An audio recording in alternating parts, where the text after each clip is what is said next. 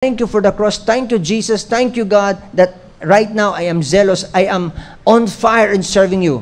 Amen?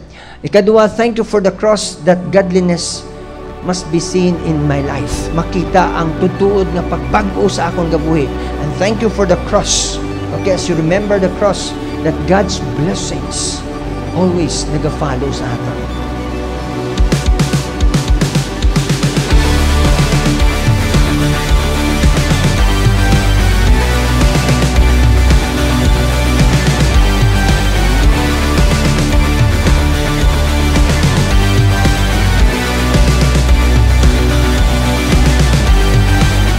Pero ang pamangkot diri hasta san o kagidya.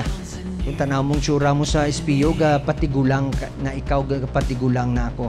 So, i-maintain naton mga utod ang zealousness, ang gahara-hara kitabla nga sa aton pagpangalagad sa Ginoo as a Christian. Redemption's bid is unrelenting. Your love goes on. Your love goes on.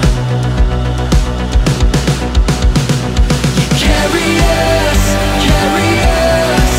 when the world gives way. You cover us with your endless grace. Your love is relentless. Your love is relentless.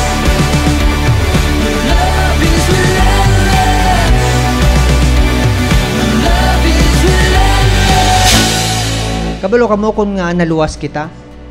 You know, hindi tungod nag-start sa aton pagtuo, hindi tungod nag-start sa aton nga sa grasya sang Ginoo.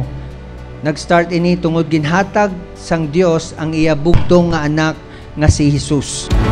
Tearing through the veil of darkness, breaking every chain, you set us free. Fighting for the furthest heart, you gave your life for all to see. Tearing through the veil of darkness, breaking every chain, you set us free. Fighting for the furthest heart, you gave your life. Love is relentless. Love is relentless.